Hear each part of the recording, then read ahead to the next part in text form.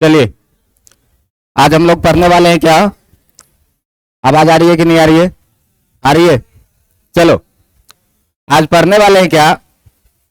आज पढ़ने वाले हैं effect of uniform electric field, effect of uniform electric field on dipole. कि हम लोगों को ये पढ़ना है क्या कि जब किसी डाइपोल को किसी इलेक्ट्रिक फील्ड में रखा जाएगा तो उस पर क्या फर्क पड़ेगा, क्या इफेक्ट आएगा, यही चीज आज हम लोगों को पढ़ना है। बात समझ में आ रहा है? अब देखिए कि इसमें पढ़ने के लिए आपको पहले एक टर्म पढ़ना होगा। आवाज नहीं आ रहा है? अच्छा, हेलो हेलो हेलो, ठीक है, हेलो। अब बहुत ज्यादा हो जाएगा, समझ में आ रहा है? चलो देखो, तो क्या बोले कि जब किसी इलेक्ट्रिक डाइपोल को हम लोग किसी यूनिफॉर्म इलेक्ट्रिक फील्ड में रखेंगे तो उस पर क्या फर्क पड़ेगा। बात समझ में आ रहा है कि नहीं? तो आप एक बात देखिए कि अगर मान ले क्या कि अपने पास कोई एक ये रॉड है और इस रॉड को मैं पकड़ूं दो तरफ से, इधर की तरफ भी खींचूं और इधर की तरफ भी खींचूं, तो ये रॉड घूमेगा क्या? नहीं घूमेगा। लेकिन अगर ये रॉड ऐसे है, अब इसको इधर की तरफ खींचूं और एक हाथ से इधर की तरफ खींचूं, तो ये घूमेगा कि नहीं घूमेगा? घूमेगा। इसका मतलब देखो कि दुनिया में कोई भी जो बॉडी है उस हर बॉडी का एक सेंटर ऑफ मास होता है, सेंटर ऑफ मास होता है, सेंट्रल पॉइंट होता है। बात समझ में आ रहा है कि नहीं? अब इस बॉडी पर अगर हम फोर्स लगाएं, कपलिंग ऑफ फोर्स लगाएं F, और इधर भी हम कपलिंग ऑफ फोर्स लगाएं कितना? F, तो इस पर अगर बात करें F नेट का, तो F नेट कितना लग रहा है? क्योंकि इक्वल फोर्स अपोजिट डायरेक्शन में लग रहा है।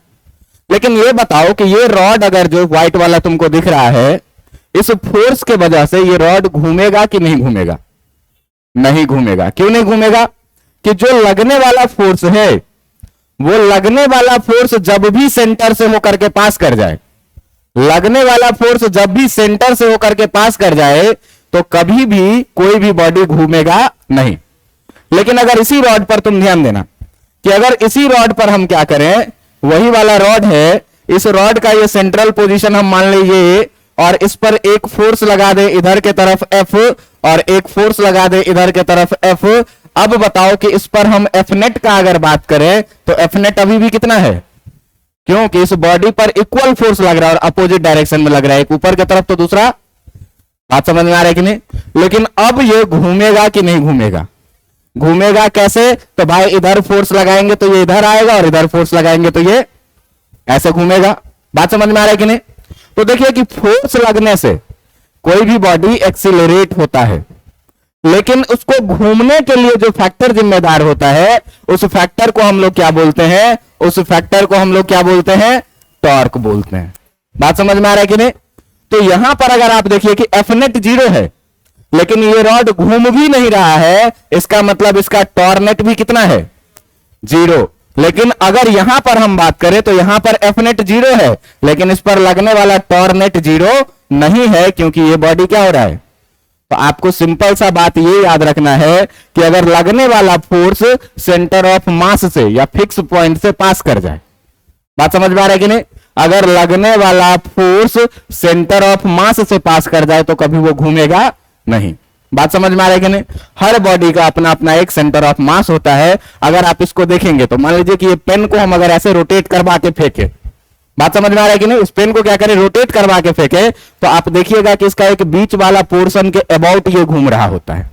बात समझ में आ रहा है कि नहीं? तो इसका जो बीच वाला पोजीशन है वो फिक्स पॉइंट है, और उसी फिक्स पॉइंट को हम लोग टेक्निकल लैंग्वेज में क्या बोलते हैं? टेक्निकल लैंग्वेज में इसको क्या बोलते हैं? Centre of mass. बात समझ में आ रहा है कि नहीं?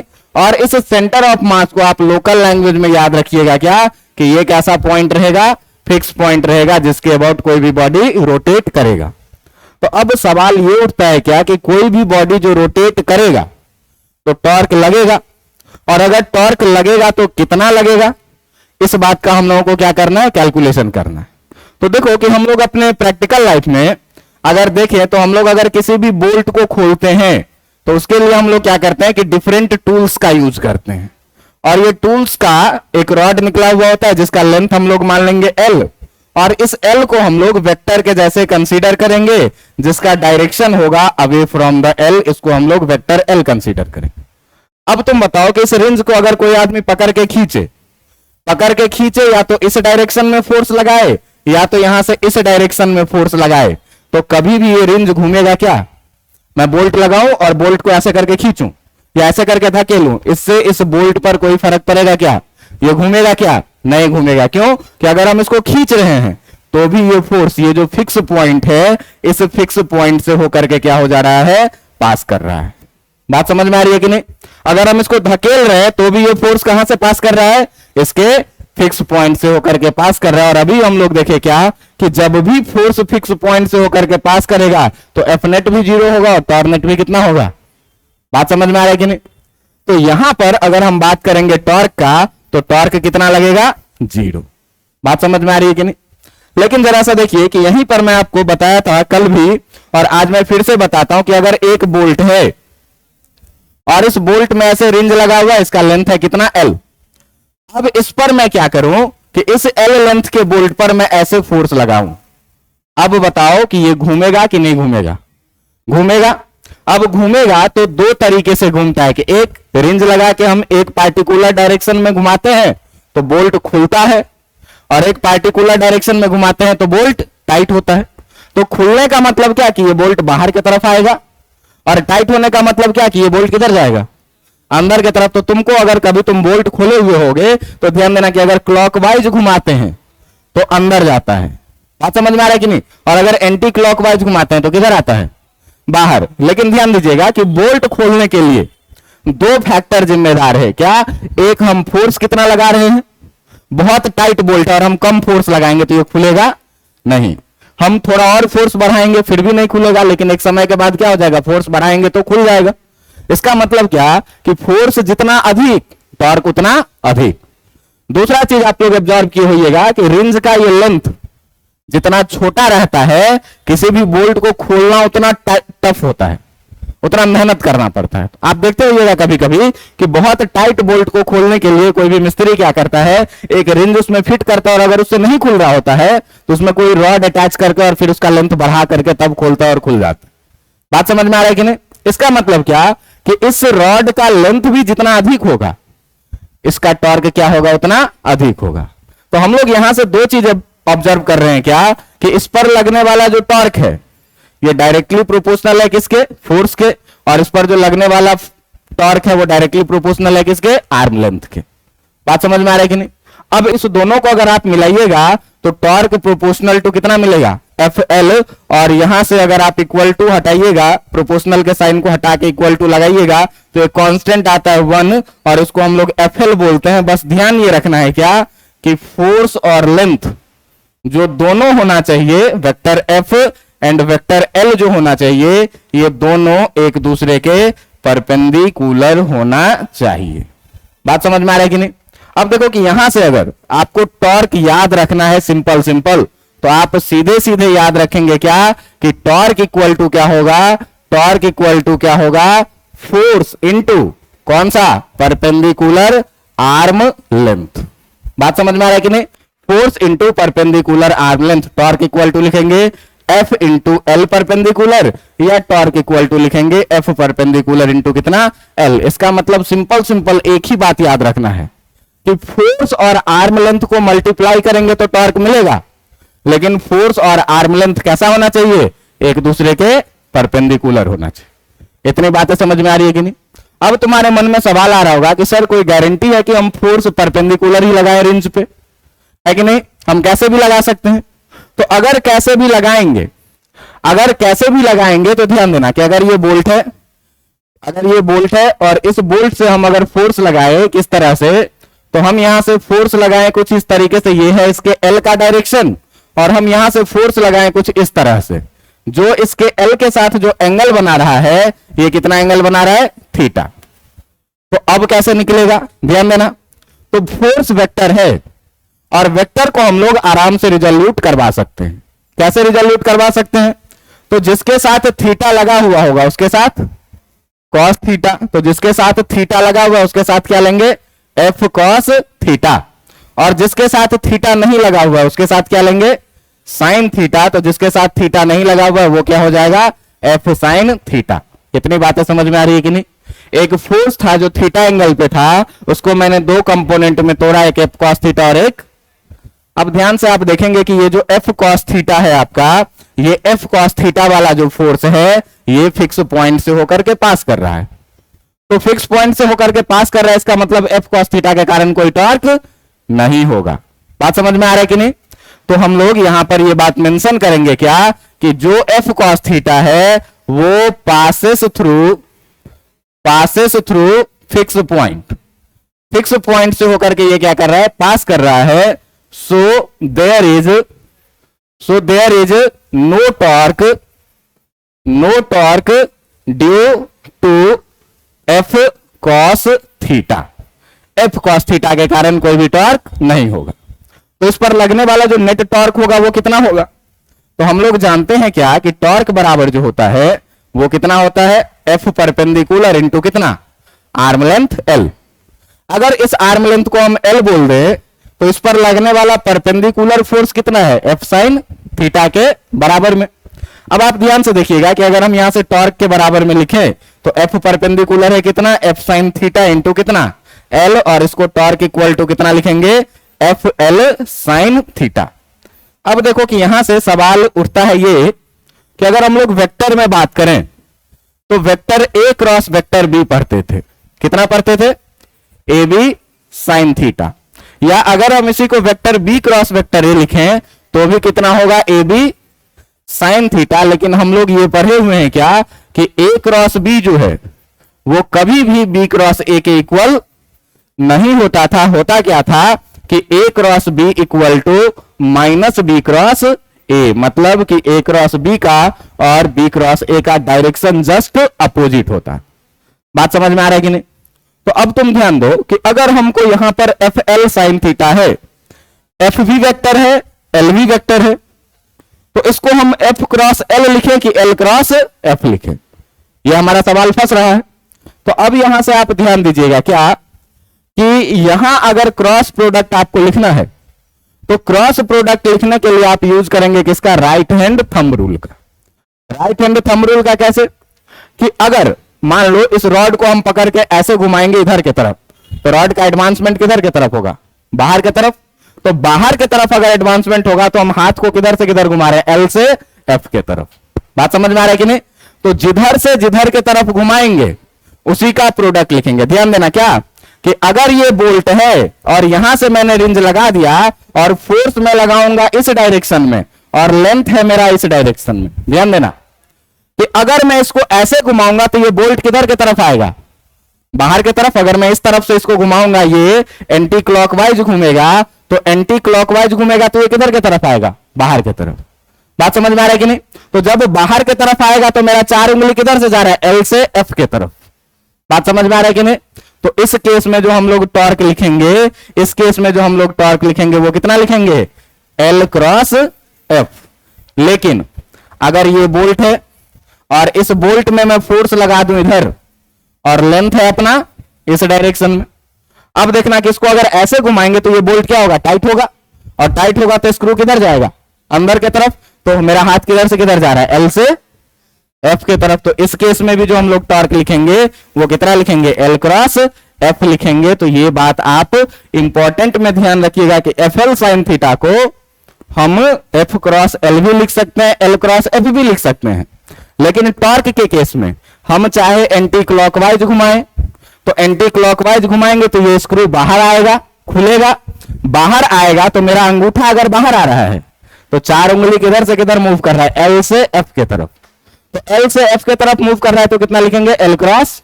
अगर हम फोर्स के डायरेक्शन को पलट दें तो पलट देंगे तो ये स्क्रू क्या होगा, टाइट होगा। टाइट होगा तो मेरा 4 उंगली किधर से घूमेगा, अभी भी एल से। तो कितना लिखेंगे, एल क्रॉस एफ। मतलब आपको सिंपल सा बात याद रखना है कि टॉर्क में अगर मुझे डायरेक्शन पता करना है तो किसका यूज करेंगे, राइट हैंड थंब रूल का। स्क्रू का एडवांसमेंट जिधर होगा उधर से हम अपना उंगली घुमाएंगे। तो अगर एंटी क्लॉकवाइज घुमाएंगे, अगर एंटी क्लॉकवाइज घुमाएंगे तो एंटी क्लॉकवाइज घुमाएंगे तो किधर जाएगा स्क्रू, अंदर की तरफ, और अगर क्लॉकवाइज घुमाएंगे तो किधर आएगा, एक तरफ घुमाएंगे तो टाइट होगा अंदर की तरफ, और एक तरफ घुमाएंगे तो बाहर की तरफ। तो जिधर एडवांसमेंट होगा उधर अंगूठा रखना है, और 4 उंगली का मूवमेंट जिधर से जिधर होगा तो पहला क्रॉस दूसरा लिखना है। इतनी बातें समझ में आ रही है कि नहीं आ रही है? अगर इतनी बातें आपको टॉर्क की समझ में आ रही है तो आपको कुछ और याद नहीं रखना है, बस ये बात याद रखना है क्या, कि टॉर्क जो होता है ये क्या होता है, perpendicular force into arm length के बराबर में। टॉर्क या तो क्लॉकवाइज मूवमेंट होगा या तो एंटी क्लॉकवाइज मूवमेंट होगा। बात समझ में आ रहा है कि नहीं? और क्लॉकवाइज या एंटी क्लॉकवाइज हम लोग कैसे देखेंगे, तो एडवांसमेंट को देख करके, कि अगर अंदर की तरफ जा रहा है हम ऐसे घुमाएंगे तो ये बाहर की तरफ आएगा तो एंटी क्लॉकवाइज, और अगर क्लॉकवाइज घुमाएंगे इसको, अगर क्लॉकवाइज घुमाएंगे तो क्लॉकवाइज में ये किधर की तरफ जाएगा, अंदर की तरफ, और एंटी क्लॉकवाइज में ये किधर की तरफ आएगा। बात समझ में आ रही है कि नहीं? इतनी बातें समझ में आ रही है? अब देखो कि इतना टॉर्क पढ़ने के बाद हम लोगों का जो आज का टॉपिक है उस टॉपिक पर हम लोग आज बात करेंगे क्या, कि बात करेंगे क्या कि effect of uniform electric field, effect of uniform electric field on dipole, कि किसी भी डाइपोल पर यूनिफॉर्म इलेक्ट्रिक फील्ड का क्या प्रभाव पड़ता है। बात समझ में आ रहा है कि नहीं? इस चीज की जानकारी के लिए आपको प्रीवियस नॉलेज इतना होना चाहिए कि अगर हम किसी इलेक्ट्रिक फील्ड में किसी पॉजिटिव चार्ज प्लस क्यू को रखते हैं तो इस पर एक फोर्स लगता है, और पॉजिटिव चार्ज पर इलेक्ट्रिक फील्ड के डायरेक्शन में फोर्स लगता है कितने का, क्यूई का। और अगर ये माइनस क्यू है तो इलेक्ट्रिक फील्ड के अपोजिट डायरेक्शन में फोर्स लगेगा कितने का, ये भी क्यूई का। इतना बात आपके जानकारी में होगा। बात समझ में आ रहा है कि नहीं? अब देखो कि हम लोग क्या करते हैं कि एक यूनिफॉर्म इलेक्ट्रिक फील्ड बनाते हैं। ये है अपना एक यूनिफॉर्म इलेक्ट्रिक फील्ड, और इस यूनिफॉर्म इलेक्ट्रिक फील्ड में हम लोग क्या करेंगे कि किसी डाइपोल को रखेंगे। आपको पता है कि यूनिफॉर्म इलेक्ट्रिक फील्ड का मतलब क्या होता है, कि हर जगह जो इलेक्ट्रिक फील्ड की इंटेंसिटी है वो कैसी है, एक जैसी है।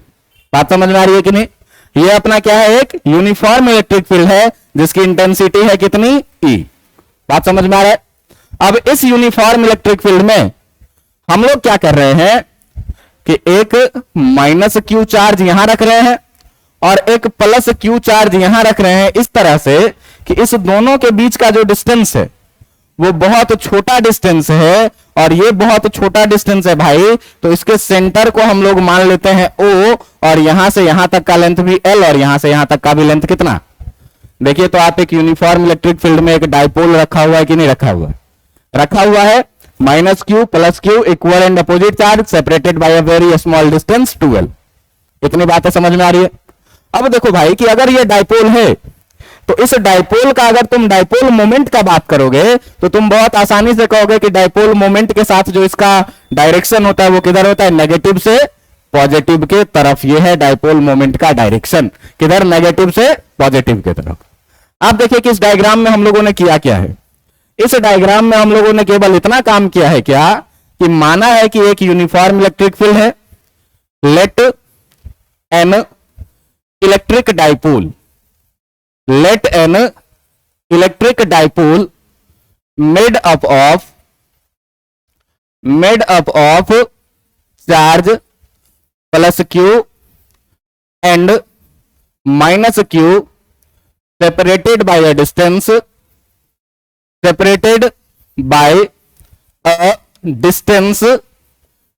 (2L) is placed in an uniform electric field, is placed in an uniform electric field।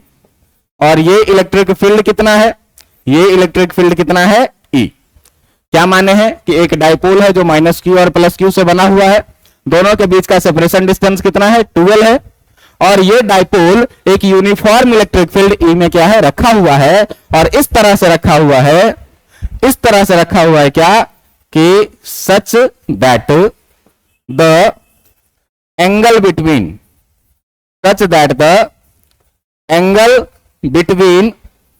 Electric field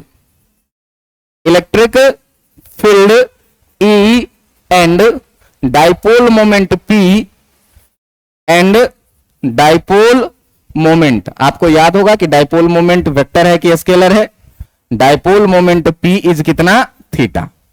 इस तरह से डाइपोल रखा हुआ है कि इलेक्ट्रिक फील्ड E और डाइपोल मोमेंट P के बीच का जो एंगल है, ये एंगल है कितना, इतना में कोई आपत्ति है क्या आपको?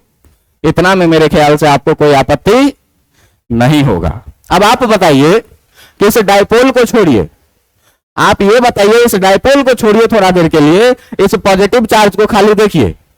पॉजिटिव चार्ज इलेक्ट्रिक फील्ड में रखा हुआ है कि नहीं रखा हुआ है? इस पर फोर्स लगेगा कि नहीं लगेगा? लगेगा। किधर लगेगा भाई? तो इस पर फोर्स लगेगा किधर, इलेक्ट्रिक फील्ड के डायरेक्शन में कि अपोजिट डायरेक्शन में? डायरेक्शन में। और कितने का फोर्स लगेगा? तो ये चार्ज है Q और इलेक्ट्रिक फील्ड है कितना? कोई दिक्कत है क्या? नहीं कोई दिक्कत है। अब इस नेगेटिव चार्ज को देखिए, ये इलेक्ट्रिक फील्ड में रखा हुआ है कि नहीं रखा हुआ है? रखा हुआ है। इस पर भी फोर्स लगेगा कि नहीं लगेगा? किधर लगेगा, इलेक्ट्रिक फील्ड के डायरेक्शन में कि अपोजिट डायरेक्शन में? अपोजिट डायरेक्शन में। क्यों भाई? कि नेगेटिव चार्ज पे हमेशा इलेक्ट्रिक फील्ड में फोर्स किधर लगेगा, तो अपोजिट डायरेक्शन में। और ये भी फोर्स कितने के बराबर में होगा, QE के बराबर। अच्छा देखो तो कि एक सिस्टम पे ध्यान देना, ये पेन पूरा का पूरा डाइपोल है। तुम ध्यान से देखो कि ये पेन क्या है, पूरा का पूरा डाइपोल है। और इस पेन पर एक फोर्स इधर की तरफ लग रहा है और दूसरा फोर्स, ये पेन घूमेगा कि नहीं घूमेगा? घूमेगा, मतलब इस पर टॉर्क लगेगा कि नहीं लगेगा? उसी टॉर्क को हम लोगों को निकालना है। बात समझ में आ रहा है कि नहीं? तो जब भी किसी इलेक्ट्रिक डाइपोल को आप यूनिफॉर्म इलेक्ट्रिक फील्ड में रखते हैं, तो वो एक कपलिंग ऑफ फोर्स, दो फोर्स एक्सपीरियंस करता है इन अपोजिट डायरेक्शन। और जब भी किसी बॉडी पर दो फोर्स अपोजिट डायरेक्शन में लगेगा, तो वो क्या करेगा? बस शर्त इतना है क्या, कि वो एक ही लाइन के लॉन्ग नहीं लगना चाहिए। तो दोनों फोर्स अलग अलग लाइन के लॉन्ग लग रहा है। आप देखेंगे इस वाले QE को, तो ये इस लाइन के लॉन्ग लग रहा है, और इस वाले QE को देखेंगे तो इस लाइन के लॉन्ग लग रहा है। दोनों लाइन क्या है, अलग अलग है। बात समझ में आ रहा है कि नहीं? इसका मतलब क्या होगा कि इस पर टॉर्क लगेगा, और ये टॉर्क कितना लगेगा, यही हम लोगों को क्या करना है, कैलकुलेट करना है। बात समझ में आ रहा है कि नहीं? यही हम लोगों को क्या करना है, कैलकुलेट करना है। अब ध्यान देना कि यहां पर हम लोग एजम्पशन के बाद ये बात पर पहुंचे हैं क्या, कि जब भी when a dipole is placed in an uniform electric field, कि जब भी किसी इलेक्ट्रिक डाइपोल को यूनिफॉर्म इलेक्ट्रिक फील्ड में रखा जाता है, then it experience a coupling of force.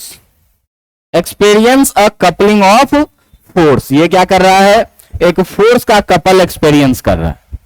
बात समझ में आ रहा है कि नहीं? एक इधर की तरफ QE और दूसरा उधर की तरफ QE इन अपोजिट डायरेक्शन, एक दूसरे के अपोजिट डायरेक्शन में, and along different line, and along different line. तो अभी मैं आपको क्या बताया कि जब भी कोई सिस्टम अपोजिट डायरेक्शन में फोर्स एक्सपीरियंस करे और डिफरेंट लाइन के अलोंग करे, तो वो क्या करेगा, टॉर्क एक्सपीरियंस करेगा। बात समझ में आ रहा है कि नहीं? तो जब भी हम लोग किसी डाइपोल को किसी इलेक्ट्रिक फील्ड में रख रहे हैं, तो ये एक कपलिंग ऑफ फोर्स एक्सपीरियंस कर रहा है अपोजिट डायरेक्शन में और डिफरेंट लाइन के along.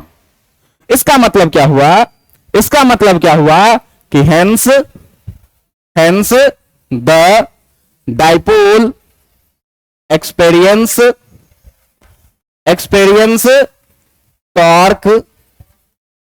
Torque in uniform electric field. इसका मतलब क्या हुआ कि यूनिफॉर्म इलेक्ट्रिक फील्ड में जो है सो कोई भी डाइपोल क्या कर रहा है, टॉर्क एक्सपीरियंस कर रहा है।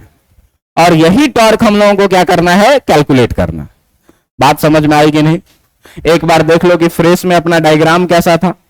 तो अपना डायग्राम था क्या भाई, एक इलेक्ट्रिक फील्ड थी यूनिफॉर्म इलेक्ट्रिक फील्ड कुछ इस तरीके से थी, और इस यूनिफॉर्म इलेक्ट्रिक फील्ड में हमने एक डाइपोल प्लेस्ड करके रखा हुआ था। और ये डाइपोल के बारे में हमारे पास था क्या, कि इधर कहीं पर -Q और इधर कहीं पर +Q। इस दोनों के बीच का डिस्टेंस कितना रखे थे हम लोग? इस दोनों के बीच का डिस्टेंस रखे थे 2l, जिसमें कि यहां सेंटर से ऊपर के तरफ आधा l, सेंटर से नीचे के तरफ आधा l, और बाकी डाइपोल मोमेंट का डायरेक्शन नेगेटिव से पॉजिटिव के तरफ था, नेगेटिव से पॉजिटिव के तरफ था, जो इलेक्ट्रिक फील्ड के साथ कितना एंगल बना रहा था? थीटा एंगल बना रहा था। इतनी बातें ही थी ना। अब इसमें पॉजिटिव चार्ज पे एक फोर्स लग रहा था इलेक्ट्रिक फील्ड के डायरेक्शन में, कितने का? QE का, और नेगेटिव चार्ज पे एक फोर्स लग रहा था इलेक्ट्रिक फील्ड के अपोजिट डायरेक्शन में, ये भी कितने का? QE का, और ये भी कितने का? QE का। और हमको निकालना है कि इस पे फोर्स कितना लगेगा। बात समझ में आ रहा है कि नहीं? अब हमको निकालना है क्या कि इस पे F नेट कितना लगेगा, पहले ये बताओ। तो देखो, तो इक्वल फोर्स लग रहा है, अपोजिट डायरेक्शन में लग रहा है, F नेट कितना हो गया? लेकिन डिफरेंट लाइन के लॉन्ग लग रहा है तो टॉर्क लगेगा। बात समझ में आ रहा है कि नहीं? तो हम लोगों को क्या करना है कि टॉर्क कैलकुलेट करना है। अब देखो कि ये चार्ज अलग टॉर्क एक्सपीरियंस करेगा और ये चार्ज अलग टॉर्क एक्सपीरियंस करेगा। तो टॉर्क के लिए अगर हम लोग बात करें क्या कि let TOR1 is torque on plus Q, कि प्लस Q पर जो टॉर्क लग रहा है इसका नाम क्या रख लिए? टॉर्क 1। अब देखो कि टॉर्क 1 अगर हम लोगों को निकालना है तो टॉर्क 1 अगर निकालना है तो टॉर्क के लिए अभी हम लोग क्या पढ़े हैं? फोर्स परपेंडिकुलर इनटू कितना? आर्म लेंथ, यही ना पढ़े हैं। अब ये बताइए कि ये वाला आर्म लेंथ और ये वाला फोर्स एक दूसरे के परपेंडिकुलर है क्या?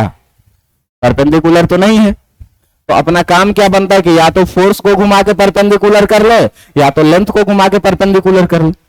तो यहां देखिएगा कि ये सेंटर है आपका, ये चीज जो है ये क्या है आपका? सेंटर, और इस सेंटर से ये लेंथ है L और फोर्स लग रहा है इस डायरेक्शन में, दोनों के बीच का एंगल थीटा है, 90 डिग्री नहीं है। अपने को चाहिए कैसा?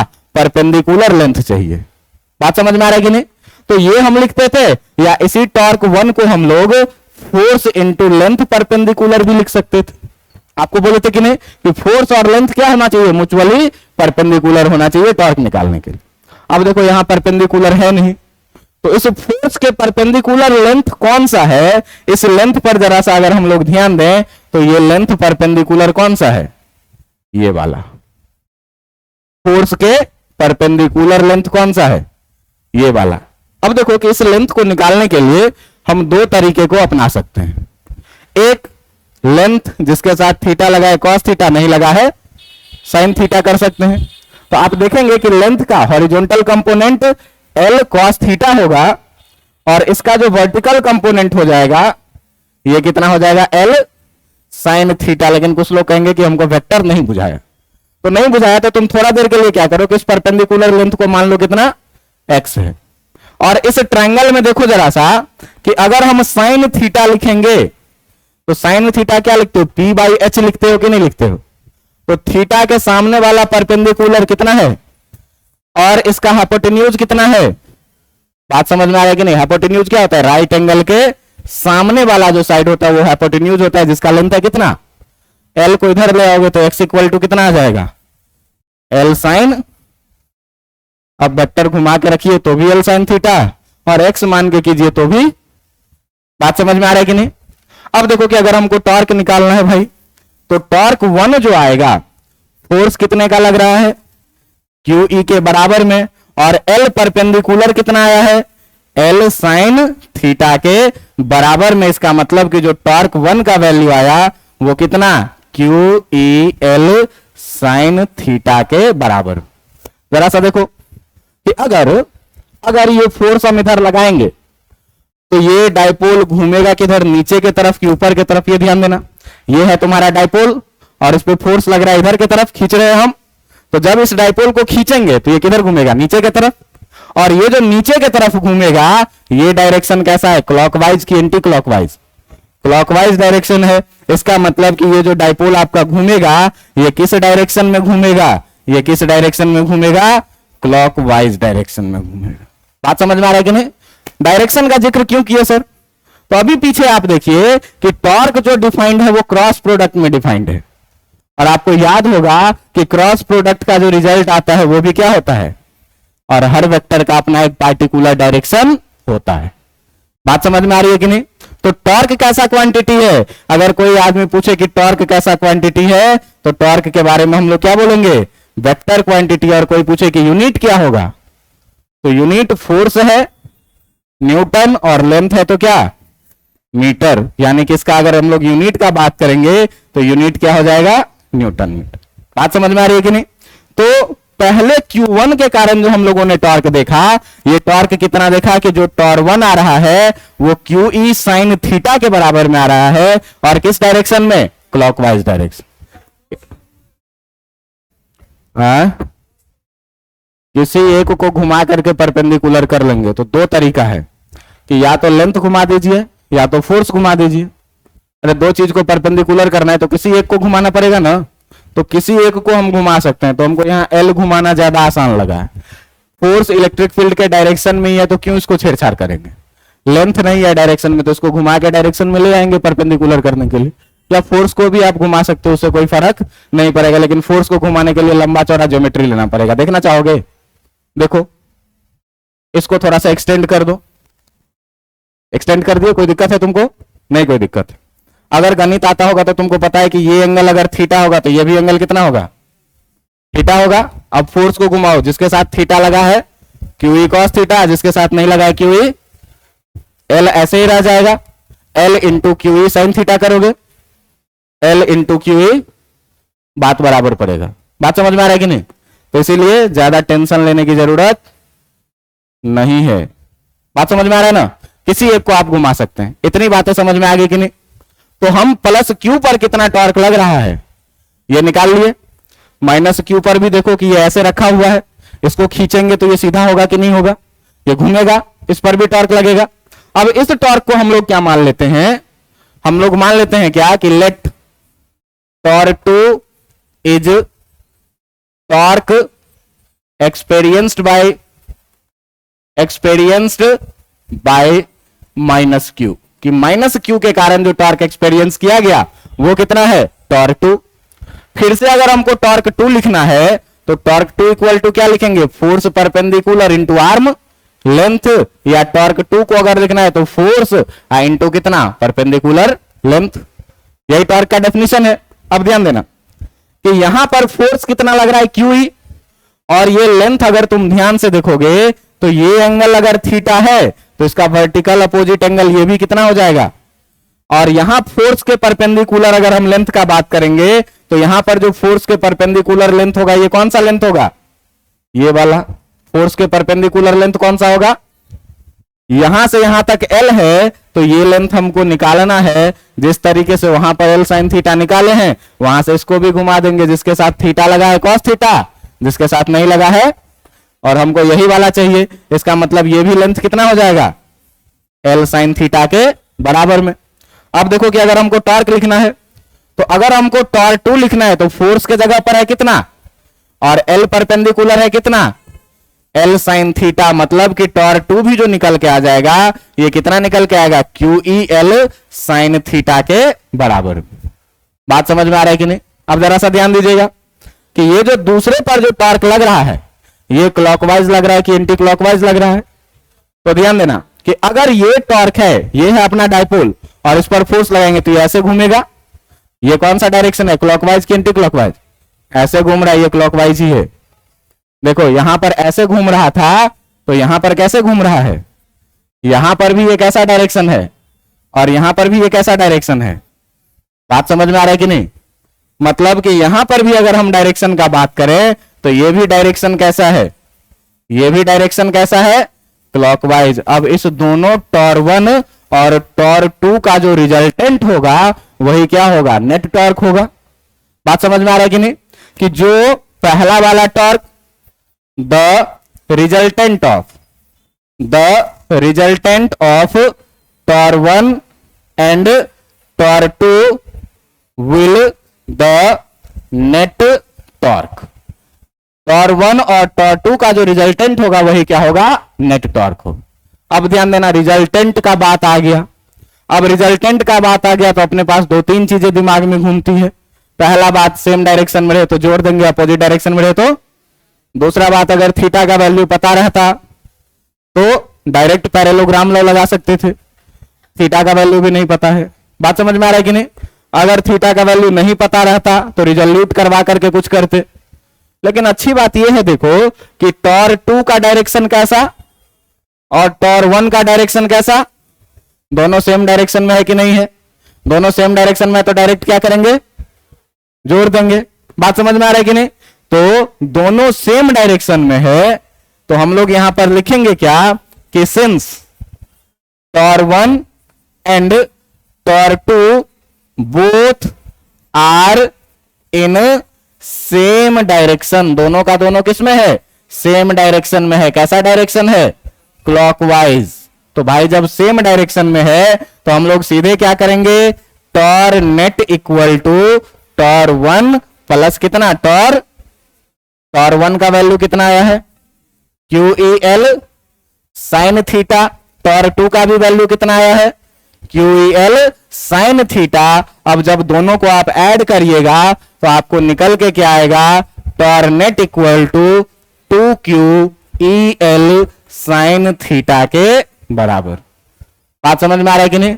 दोनों क्लॉकवाइज में था तो ये डायरेक्शन भी कैसा रहेगा, क्लॉकवाइज रहेगा। जरा सा इसको थोड़ा अच्छे से लिखिए, टॉर नेट इक्वल टू, ध्यान देना, E को मैं पहले लिख ले रहा हूं, Q को मैं पहले लिख ले रहा हूं और 2L को मैं एक साथ लिख दे रहा हूं, EQ2L और साथ में कितना, साइन थीटा। जरा सा ध्यान से देखो, ये चिड़िया कहीं देखी हुई लग रही है, ये क्या है, डाइपोल मोमेंट है। तो भाई साहब जो टॉर्क नेट हम लोग लिखेंगे ये कितना लिखेंगे, EP साइन थीटा के बराबर में। अब ध्यान दीजिएगा कि अपना इलेक्ट्रिक फील्ड भी वेक्टर क्वांटिटी है और डाइपोल मोमेंट भी क्या है, साथ में क्या लगा हुआ है, साइन थीटा। तो अब इसको हम P क्रॉस E या E क्रॉस P लिख सकते हैं, इसको हम E क्रॉस P या P क्रॉस E लिख सकते हैं। लेकिन क्या लिखेंगे ये कौन डिसाइड करेगा, ये डायरेक्शन। तो जरा सा ध्यान देना कि भाई क्लॉकवाइज डायरेक्शन में जब ये घूमेगा, जब मैं अपने उंगली को क्लॉकवाइज डायरेक्शन में घुमाऊंगा तो मेरा अंगूठा किधर की तरफ जाएगा, और क्लॉकवाइज डायरेक्शन में पहले P आएगा कि पहले E आएगा, गधा। डाइपोल मोमेंट P है ये और E है इलेक्ट्रिक फील्ड ये, तो किधर की तरफ उंगली घुमाएंगे क्लॉकवाइज में, P से E के तरफ। तो P से E के तरफ जब लिखेंगे तो इसको हम लोग कितना लिखेंगे कि जो टॉर नेट होगा वो कितना होगा, P क्रॉस E, ना कि E क्रॉस P। क्या बोल रहा है, अरे गधा, कौन यूनिवर्सिटी से पढ़ के आ जाता है। यहां देख, ये है इलेक्ट्रिक फील्ड और ये है तेरा डाइपोल मोमेंट, ये डायरेक्शन है तेरा क्लॉकवाइज डायरेक्शन, है कि नहीं? तो ये डायरेक्शन क्लॉकवाइज डायरेक्शन है, तो राइट हैंड है तेरा ये, इसको घुमाओगे क्लॉकवाइज डायरेक्शन में तो पहले P आएगा कि पहले E आएगा, तो पहले जो आएगा वो पहले और जो बाद में आएगा वो। लेकिन जरा सा ध्यान दीजिएगा कि अगर इसी कहानी में क्या करें कि हम डाइपोल को पलट दें, इसको पॉजिटिव बना दें, इसको नेगेटिव बना दें, अब ये फोर्स का डायरेक्शन भी क्या हो जाएगा, पलट जाएगा। तो जो ये क्लॉकवाइज है ये क्या हो जाएगा, बात समझ में आ रहा है कि नहीं? एंटी क्लॉकवाइज अगर हो जाएगा तो डाइपोल मोमेंट का डायरेक्शन भी तो पलट जाएगा, नेगेटिव से पॉजिटिव, तब भी क्या रहेगा, P क्रॉस E ही। फिर भी पहले P ही पहले आएगा, E क्या आएगा बाद में। बात समझ में आ रहा है कि नहीं? अगर डाइपोल मोमेंट को पलट दोगे तो डाइपोल मोमेंट का डायरेक्शन किधर, ऐसे हो जाएगा, और इलेक्ट्रिक फील्ड का डायरेक्शन किधर, हमको हाथ किधर घुमाना है, क्लॉकवाइज की एंटी क्लॉकवाइज। तो अगर एंटी क्लॉकवाइज, अब कैसे एंटी क्लॉकवाइज घूमेगा ना, अब फोर्स बदल जाएगा, तो जो पहले ऐसे घूम रहा था वो अब कैसे घूमेगा, एंटी क्लॉकवाइज। तो जो एंटी क्लॉकवाइज घूमेगा तो ये है डाइपोल मोमेंट P और ये है क्या, तो पहले अगर एंटी क्लॉकवाइज हाथ घुमाओगे तो पहले P आएगा कि पहले E आएगा, बात समझ में आ रहा है कि नहीं? फिर भी कितना लिखेंगे, P क्रॉस E ही। तो ये बात हमेशा आपको याद रख लेना है कि डाइपोल मोमेंट अगर वेक्टर फॉर्म में लिखेंगे तो कितना लिखेंगे, P क्रॉस E लिखेंगे, ना कि E क्रॉस P। और ध्यान दीजिएगा, very very important for board exam, objective और 3 मार्क्स के लिए भी। 3 मार्क्स में पूछेगा तो पूरा डेरिवेशन पूछेगा, पी साइन थीटा होता है। और ऑब्जेक्टिव में आपको 4 ऑप्शन दे देगा, p sine theta, p cos theta, p cross e cross p. अब इसमें आपको बहुत बारीकी से याद रखना पड़ेगा कि डाइपोल मोमेंट पे जो टॉर्क लगता है वो कितना, पी क्रॉस, बोली आ रहा है ना, पी के बाद व्यवस्था कर दिया तुम लोग, नहीं हुआ है, कर लो, अब कहिया करेगा, बिहार है, बंद हो गया है सब, हमको भी बुलाना लेकिन कोई व्यवस्था करना, तो तुम लोग अकेले अकेले एंजॉय नहीं करेगा। ये समझ में आया इतना बात के नहीं? अब जरा सा ध्यान दो यहां पर कि हम लोग टॉर्क नेट तो निकाल लिए, कितना होता है, पी क्रॉस ई। अगर आपको याद हो तो मैं आपको बताया हूं क्या कि दो वेक्टर के बीच का जो मिनिमम एंगल होता है वो कितना डिग्री, और जो मैक्सिमम एंगल होता है वो कितना डिग्री, 180 डिग्री। बात समझ में आ रहा है कि नहीं? तो आप देखिए कि जो डाइपोल मोमेंट है वो भी वेक्टर है, और जो इलेक्ट्रिक फील्ड है वो भी क्या है, वेक्टर है। तो इस दोनों के बीच का मिनिमम एंगल कितना होगा और मैक्सिमम एंगल कितना होगा? बात समझ में आ रहा है कि नहीं? तो इस पूरे कहानी में देखो कि एक बार देखो कि ऐसे है मेरा ये डाइपोल, इस पर ऐसे फोर्स लगेगा तो ज्यादा तेज घूमेगा, और जैसे जैसे फोर्स बदलता जाएगा घूमने का स्पीड क्या होता जाएगा, कम होता जाएगा। बात समझ में आ रहा है कि नहीं? मतलब एंगल जैसे जैसे बदलेगा टॉर्क भी बदलेगा। तुमको ऐसे नहीं समझ में आ रहा है तो ऐसे सोचो, मान लो हम यहां पर खड़े हैं, शरीफ लड़का है, सामने एक रोड है और रोड पे एक स्कूटी है। अब स्कूटी है तो तुम समझ रहे हो, अब उस स्कूटी पे जो लड़की जा रही है उस लड़की को मुझे देखना ही है, क्यों कि हम शरीफ लड़का हैं। बात समझ में आ रहा है कि नहीं? अब तुम देखो कि जब शुरू में देखेंगे तो हमको अपना गर्दन तेजी में घुमाना पड़ेगा, और जैसे जैसे वो दूर जाती जाएगी मेरे गर्दन घूमने का स्पीड क्या होता जाएगा, मतलब एंगल बदल रहा है तो टॉर्क। बात समझ में आ रहा है कि नहीं? अब ध्यान देना कि जब एंगल बदलने से टॉर्क बदल रहा है, तुमको ऐसे नहीं समझ में आ रहा है तो तुम ऐसे देखो, यहां पर मैथमेटिकली देखो यहां पर कि टॉर्क कितना है तुम्हारा, टॉर्क नेट है EP sine theta. Uniform electric field है, ई का वैल्यू क्या, कांस्टेंट। डाइपोल दिया हुआ है जिसका charge plus Q minus Q है, और बीच का लेंथ भी कितना है, 12। तो डाइपोल मोमेंट क्यू इंटू 12 भी क्या, कांस्टेंट। बदलेगा क्या, केवल थीटा, मतलब थीटा बदलेगा तो टॉर्क भी क्या होगा। कौन सा ज्यादा अच्छा समझ में आया, स्कूटी वाला कि ये वाला? चल भगवान का शुक्र है, नहीं तो लड़का कहता सर स्कूटी वाला ज्यादा अच्छा था। चलो देखो इतना बात समझ में आ रहा है कि नहीं? अब जब थीटा बदलेगा तो टॉर्क बदलेगा, तो निश्चित रूप से कहीं ना कहीं टॉर्क मैक्सिमम हुआ होगा और कहीं ना कहीं मिनिमम हुआ होगा। तो अब सवाल ये उठता है कि कहां पर मैक्सिमम टॉर्क हुआ होगा और कहां पर मिनिमम टॉर्क हुआ होगा। बात समझ में आ रहा है कि नहीं? तो देखो कि यहां पर अगर हम लोग देखेंगे, अगर हम लोग यहां पर देखेंगे तो हम लोग देखे हैं क्या कि जो टॉर्क नेट इक्वल टू है ये है अपना कितना, पीई साइन थीटा के बराबर में। आप देखेंगे कि जो P है ये P इक्वल टू कितना, Q इंटू 2L, और ये कैसा है, कांस्टेंट है। किसके लिए, तो फॉर अ गिवन डाइपोल, कि जब डाइपोल दे दिया इसका मतलब उसका डाइपोल मोमेंट फिक्स। बात समझ में आ रहा है कि नहीं? क्यों कि ये ना तो चार्ज बदलेगा ना तो दोनों के बीच का लेंथ बदलेगा, तो डाइपोल मोमेंट भी नहीं बदलेगा। आप देखिए कि E जो है ये भी कैसा है, कांस्टेंट। क्यों है कांस्टेंट? क्योंकि हम लोग जिस इलेक्ट्रिक फील्ड का बात कर रहे हैं वो कैसा है, यूनिफॉर्म इलेक्ट्रिक फील्ड है। और यूनिफॉर्म इलेक्ट्रिक फील्ड का मतलब ही क्या होता है कि हर जगह एक जैसा, और हर जगह एक जैसा इलेक्ट्रिक फील्ड मतलब कैसा, कांस्टेंट। एंगल जो थीटा है, ये थीटा क्या हो रहा है, चेंज हो रहा है। बात समझ में आ रहा है कि नहीं? तो जैसे जैसे थीटा चेंज होगा वैसे वैसे टॉर्क भी क्या होगा, चेंज होगा। इतनी बातें समझ में आ रही है कि नहीं आ रही है?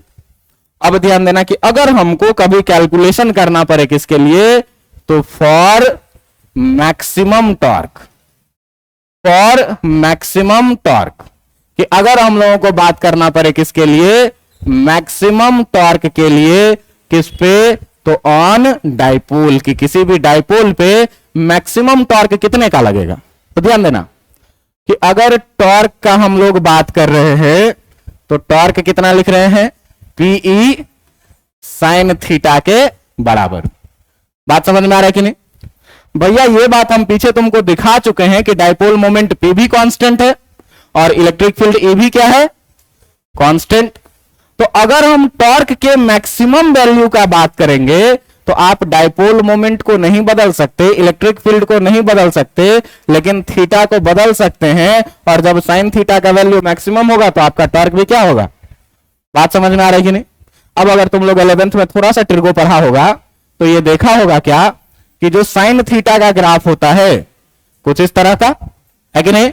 हम सीधा सीधा π/2 नहीं लिखते, हम लिखते हैं 0 डिग्री, यहां पे 90 डिग्री, यहां पे कितना 180 डिग्री, यहां पे कितना 270 डिग्री और यहां पे कितना 360 डिग्री। ये जो मैक्सिमम वैल्यू जाता है वो कितना 1 और ये जो मिनिमम वैल्यू जाता है वो कितना -1। लेकिन आप देखिए कि यहां पर जो हमारा थीटा है, यहां पर जो हमारा थीटा है, ये theta is angle between vector P and vector E। Vector P और वेक्टर E के बीच का एंगल है।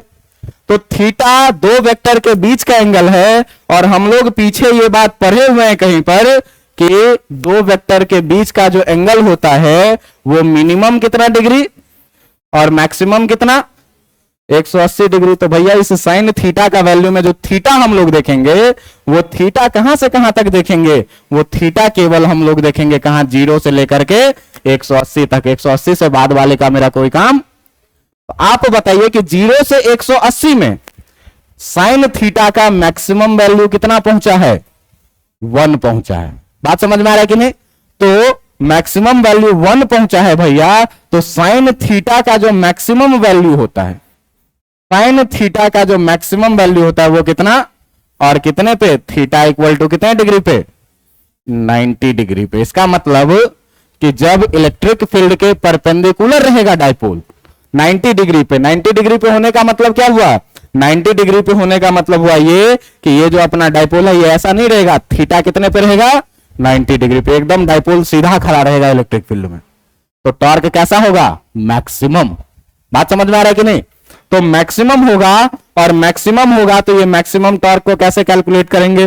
तो इसका मतलब ये हुआ क्या कि when dipole is placed perpendicular in electric field, कि जब भी इलेक्ट्रिक फील्ड में हम लोग क्या करेंगे, डाइपोल को परपेंडिकुलरली प्लेस करेंगे तो इट एक्सपीरियंस कितना, इट एक्सपीरियंस मैक्सिमम टॉर्क। ये कैसा टॉर्क एक्सपीरियंस करेगा, मैक्सिमम टॉर्क एक्सपीरियंस करेगा। और अच्छी बात ये है कि जो आपका टॉर्क मैक्सिमम का वैल्यू होगा ये कितना होगा, PE साइन थीटा का कौन सा वैल्यू, मैक्सिमम वैल्यू।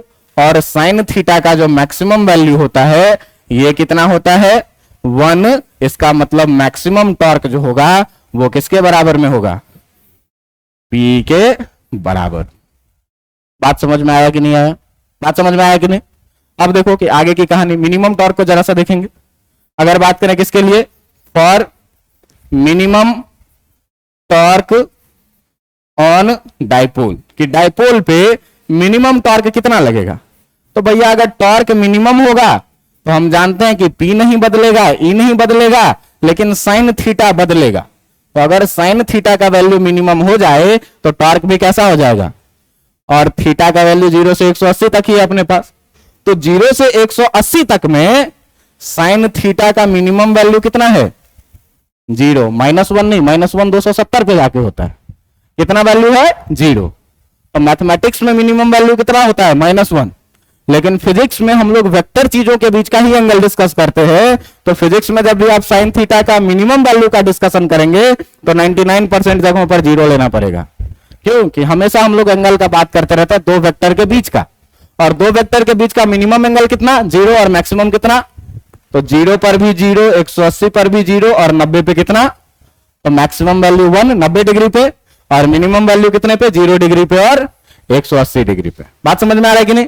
इसका मतलब ये हुआ क्या कि साइन थीटा मिनिमम है। इसका मतलब अगर हम लोग टॉर मिनिमम का बात करें तो ये कितना हो जाएगा, टॉर मिनिमम का अगर बात करेंगे तो PE इंटू साइन थीटा का मिनिमम वैल्यू कितना। इसका मतलब टॉर मिनिमम कितना आएगा और कब लगेगा ये जरा सा देखो। तो कब लगेगा, तो तुमको कह क्या रहा है भैया कि जो साइन थीटा का वैल्यू होना चाहिए वो मिनिमम होना चाहिए। तो साइन थीटा का मिनिमम वैल्यू कितना होता है, कितने डिग्री पे, थीटा इक्वल टू 0 डिग्री और कितने डिग्री पे, 180 डिग्री। बात समझ में आ रहा है कि नहीं? थीटा इक्वल टू 0 डिग्री का मतलब क्या हुआ?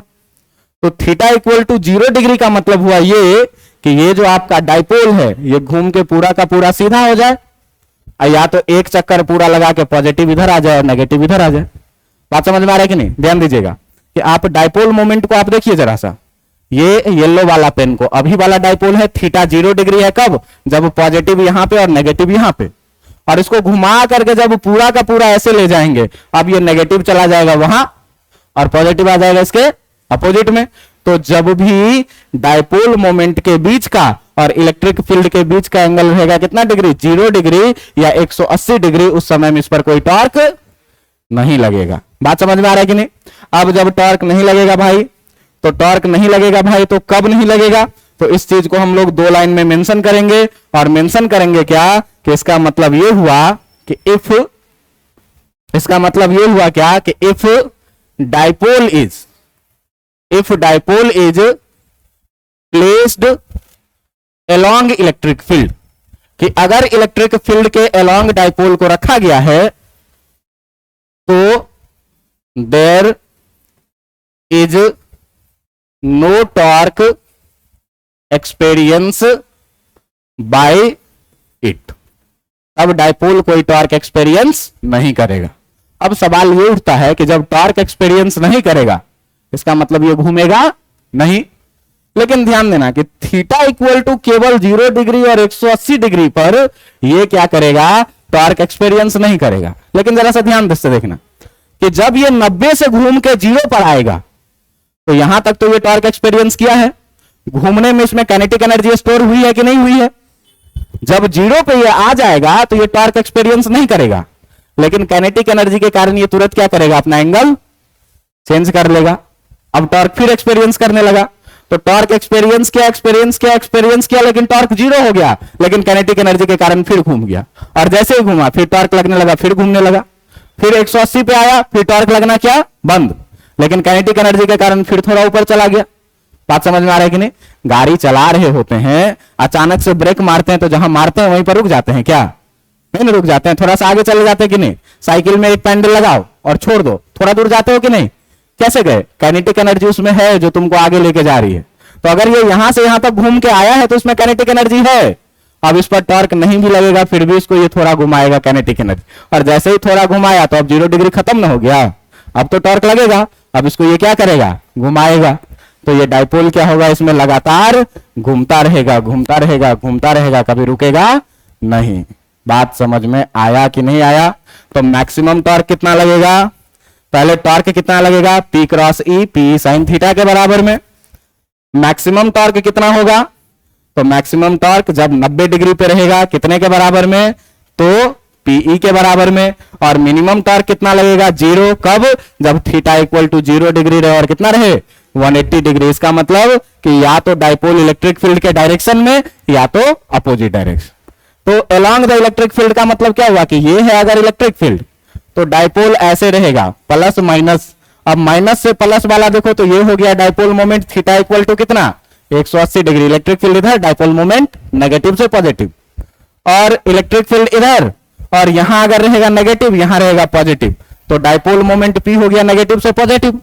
अब थीटा इक्वल टू कितना है, 0 डिग्री। इलेक्ट्रिक फील्ड और डाइपोल मोमेंट दोनों सेम डायरेक्शन। इस दोनों ही केस में जो टॉर्क लगने वाला है ये कितना, यहां भी टॉर्क लगने वाला है कितना, लेकिन अगर इलेक्ट्रिक फील्ड रहे ऐसा और डाइपोल रहे ऐसा, ये प्लस ये माइनस, या ये माइनस ये प्लस, दोनों ही केस में थीटा इक्वल टू है कितना, 90 डिग्री। क्योंकि देखो नेगेटिव से पॉजिटिव डाइपोल मोमेंट ये 90 डिग्री पे, या नेगेटिव से पॉजिटिव डाइपोल मोमेंट ये कितने पे, और इस केस में जो टॉर्क लगेगा वो कितना, मैक्सिमम किसके बराबर में।